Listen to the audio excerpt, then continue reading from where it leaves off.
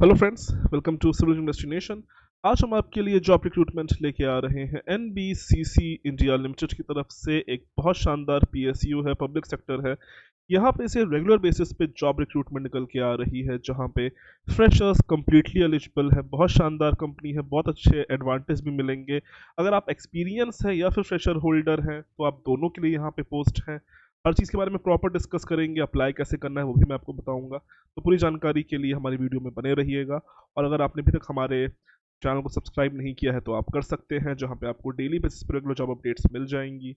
इस जॉब से रिलेटेड कोई अगर डाउट है तो हमसे कमेंट सेक्शन में ज़रूर पूछिएगा। इसके अलावा रेगुलर जॉब अपडेट्स के लिए आप हमारी वेबसाइट पे विजिट कर सकते हैं, जहाँ पे आपको सारी जॉब अपडेट्स भी मिल जाती हैं। ठीक है, बात करते हैं रिक्रूटमेंट के बारे में। This is coming from NBCC India limited. एक पीएमसी है। ये पीएमसी का मतलब क्या होता है? Project management consultants. एक तरह का ब्रिज होती है बिटवीन क्लाइंट एंड कॉन्ट्रैक्टर। किसी भी अगर बड़ी बड़ी जो क्लाइंट्स होते हैं वो अक्सर एक पीएमसी रखते हैं। PMC acts works on behalf of the client. वो भी एक तरह की सरकारी कंपनी ही होती है और वो एक ठेकेदार से काम करवाती है। ठेकेदार अक्सर कोई प्राइवेट कंपनी आती है, ठीक है, कोई जो प्राइवेट ठेकेदार होते हैं बड़े बड़े, जैसे कि टाटा हो गया, लार्सन एंड ट्यूब्रो हो गया, ये सब आपके प्राइवेट ठेकेदार हैं। ठीक है, और यहाँ पे सबसे अच्छी बात क्या है एनबीसीसी की, कि यहाँ पे सिर्फ और सिर्फ रेगुलर एम्प्लॉयज ही रखे जाते हैं मैक्सिमम। ठीक है, तो प्रॉपर सरकारी नौकरी आपकी रहने वाली है। कॉन्ट्रेक्चुअल एम्प्लॉय बहुत ही कम होते हैं। यहाँ पे देखिए, एक्सपीरियंस और फ्रेशर दोनों के लिए वैकेंसी निकल के आ रही है। हमारा जो मैक्सिमम ट्रैफिक है वो कहीं ना कहीं फ्रेशर का है, तो हम सबसे पहले उन फ्रेशर के बारे में ही बात करेंगे, जहाँ पे जिसमें आपका और मेरा ज़्यादा टाइम वेस्ट ना हो। ठीक है, पहली जो वैकेंसी निकल के आ रही है फ्रेशर के लिए, that is for the post of junior engineer civil, जहां पे age limit up to 28 years रखी गई है। सैलरी आईडीए स्केल में आपको 27,270 रुपीज मिल जाएगी। S3 पे यहाँ पे आपका लेवल रहने वाला है। नंबर ऑफ पोस्ट 30 है। जनरल के लिए 14 वैकेंसी है, ईडब्ल्यूएस के लिए 2, ओबीसी के लिए 10, एससी के लिए 3 और एसटी के लिए 1 वैकेंसी है। Age limit 28 years, 3 years diploma in civil engineering कर रखा है तो यहाँ पे अप्लाई कर सकते हैं। कोई भी एक्सपीरियंस नहीं मांगा गया है। सेम क्राइटेरिया जेई इलेक्ट्रिकल के लिए है। सैलरी आपका सेम रहेगा, पे स्केल आपकी सेम रहने वाली है। नंबर ऑफ पोस्ट 10 है। जनरल के लिए 4 है, ईडब्ल्यूएस के लिए 1, ओबीसी के लिए 2, एसटी के एससी के लिए 1 है, एसटी के लिए 2 पोस्टें हैं। डिप्लोमा इन इलेक्ट्रिकल इंजीनियरिंग मांग लिया गया है, कोई एक्सपीरियंस नहीं है। फ्रेशर वाले अप्लाई कर सकते हैं। फिर मैनेजमेंट ट्रेनिंग लॉ के लिए वैकेंसी है।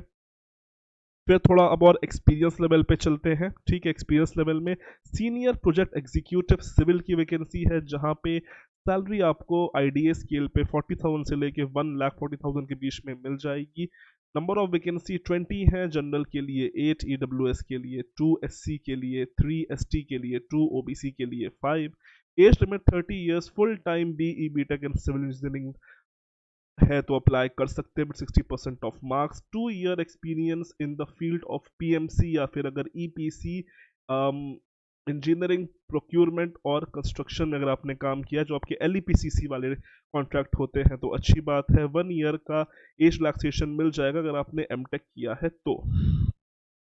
एक्सपीरियंस आपका यहाँ पे supervision, construction, piping, earthing, piling, underground piping, building projects, RCC works, deep foundation structure, heavy equipment, इसी के अलावा logical technologies, large value civil engineering projects. Candidates should handle contracts, closing of the project, knowledge of ISO requirement for quality management, HSE requirement, HSE बोले तो health safety and environment at project sites will be added advantage. Alternative candidates should have experience in design coordination with various agencies involved with like client, consultant, contractor, estimate tendering, rate analysis, contract management of construction project, etc. Knowledge of CPWD conditions of contract and specification will be an added advantage. Candidate having proficiency in use of computer will be preferred. तो basically कुछ खास नहीं मांगा गया है, construction में ही काम मांगा गया है। बाकी थोड़ा बहुत ऑफिस का काम है, साइट का काम है, जिसने काम किया होगा उसको आता होगा, बहुत ही आसान है। थोड़ा बहुत कॉन्ट्रैक्ट की जानकारी होनी चाहिए, थोड़ा बहुत सीपीडब्ल्यूडी की जानकारी होनी चाहिए। देखिए, मैं आपको देता हूँ, अगर आप किसी भी पीएसयू में काम करने जाते हो ना, तो सारे पीएसयू सीबीडब्ल्यूडी के नॉर्म्स को ही फॉलो करती हैं कंस्ट्रक्शन में। तो सीबीडब्ल्यूडी के नॉर्म्स की जानकारी आपके पास अच्छी होनी चाहिए। एकदम डिटेल नहीं, कुछ मेन मोटी मोटी चीज़ें होती हैं वो पता होनी चाहिए। नेक्स्ट पोस्ट है deputy project manager structure, number of post 1 है, आईडीए स्केल पे, सैलरी 50,000 से लेकर 1 लाख 60,000 के बीच में रहेगी। Age limit 33 years, again B BTech in civil engineering. Minimum 3 year experience मांग लिया गया है सेम ईपीसी में। जो क्राइटेरिया है लगभग लगभग सेम ही है, ठीक है। इसी के अलावा स्टैट प्रो, ई टैब, सेफ सॉफ्टवेयर की जानकारी होनी चाहिए। ऑटोकैड, रेविट, बीआईएम की भी जानकारी होनी चाहिए, कंप्यूटर की भी जानकारी होनी चाहिए, ठीक है। फिर यहाँ पे डिप्टी मैनेजर सर्वेयर इलेक्ट्रिकल के लिए पोस्ट है, नंबर ऑफ वैकेंसी अगेन 1 है, salary 50,000, age limit 33 years, full time B BTech electrical engineering मांग लिया गया है। फिर यहाँ पे डिप्टी मैनेजर क्वांटिटी सर्वेयर की पोस्ट है, ठीक है। आईडीए स्केल में सैलरी 50,000 से लेकर 1,60,000 के बीच में रहेगी, number of post 1, age limit 33 years, B BTech in civil engineering, number of post 1 है। Again 3 year experience in civil engineering मांग लिया गया है अगर पीएसयू में या किसी लार्ज प्रोजेक्ट में। नेक्स्ट वैकेंसी है एचआरएम की, फिर है project manager electrical mechanical design, minimum 6 year experience मांग लिया गया है, ठीक है। फिर यहाँ पे नेक्स्ट वैकेंसी निकल के आ रही है project manager structure, PM structure civil, minimum 6 year of experience मांग लिया गया है। नंबर ऑफ पोस्ट 2 है, ये भी अच्छी पोस्ट है, बस इतना एक्सपीरियंस होना चाहिए, ठीक है। एसटीपी में एक्सपीरियंस मांगा गया है, ओके, सीवेज ट्रीटमेंट प्लांट में, ठीक है। फिर नेक्स्ट वैकेंसी है डिप्टी जनरल मैनेजर की, डीजीएम पोस्ट है, age limit 41, B BTech in civil engineering, minimum 9 year of experience. यहाँ पे कंडीशन ये है कि देखिए अगर आप किसी, यहाँ पे देखिए 2 लोग अप्लाई कर सकते हैं। पहले तो वो कर सकते हैं जो कि ऑलरेडी किसी पीएसयू में या किसी सरकारी विभाग में रेगुलर बेसिस पे काम कर रहे हैं। अगर आप काम कर रहे हैं किसी पीएसयू में तो आपको ऑलरेडी E3 लेवल पे होना चाहिए। आईडीए स्केल में आपकी करंट सैलरी 60,000 से लेके 1,80,000 के बीच में रहनी चाहिए। अगर आप किसी मेन जो सरकारी बॉडी होती है उसमें काम करें तो आपका सीडीए स्केल चलेगा। 67,000 से लेके 2,08,000 के बीच में आपके यहाँ पे पे लेवल होना चाहिए, ठीक है। अगर आप किसी प्राइवेट कंपनी में काम कर रहे हैं तो मिनिमम 21 लाख की सीटीसी होनी चाहिए लास्ट 2 ईयर्स में। बहुत रेयर होता है 21 लाख की सीटीसी, ठीक है। फिर एडिशनल जनरल मैनेजर है यहाँ पे, ठीक है। फिर general manager architecture and planning है। फिर यहाँ पे general manager electrical mechanical design है, मिनिमम 15 ईयर ऑफ एक्सपीरियंस है। फिर जनरल मैनेजर सिविल है, मिनिमम 15 ईयर ऑफ एक्सपीरियंस है अगेन। फिर यहाँ पे प्राइवेट में 29 लाख की सीटीसी और किसी पीएसयू में है तो 80,000 से लेके 2,20,000 के बीच में आपकी पे लेवल रहना चाहिए, ठीक है। तो इतनी सारी पोस्ट अपने हिसाब से अप्लाई कर लीजिएगा। मैक्सिमम जिस पोस्टों के लिए झगड़ा होगा वो होगा जूनियर इंजीनियर। बाकी जो 2-3 एक्सपीरियंस वाली पोस्ट है उनके लिए अच्छा खासा कंपटीशन रहेगा। जो जीएमबीएम की पोस्ट है उससे ज़्यादा लोग नहीं आएंगे, 3-4 लोग ही आएंगे। बाकी कुछ पोस्टें हैं वहाँ पे अच्छा कंपटीशन रहने वाला है, ठीक है।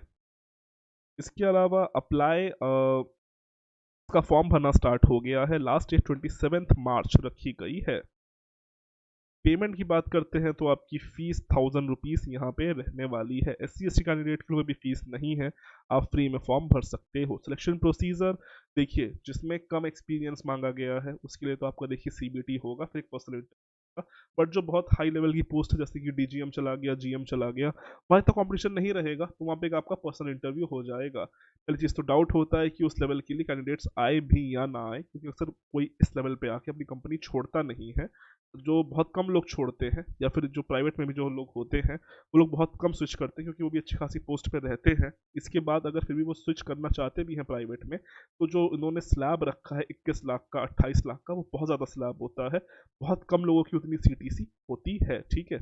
उसके लिए आपकी मंथली सैलरी कुछ नहीं तो करीबन 2 लाख होनी चाहिए, तब जाके आप 21 लाख या 28 लाख का जो सीटीसी होता है, जो स्लैब होता है, वहाँ तक पहुँचते हो। वो अक्सर आपको डीजीएम या किसी जीएम जो प्राइवेट कंपनी के होते हैं अक्सर उन्हीं को ही होता है और बहुत कम लोग स्विच करते हैं।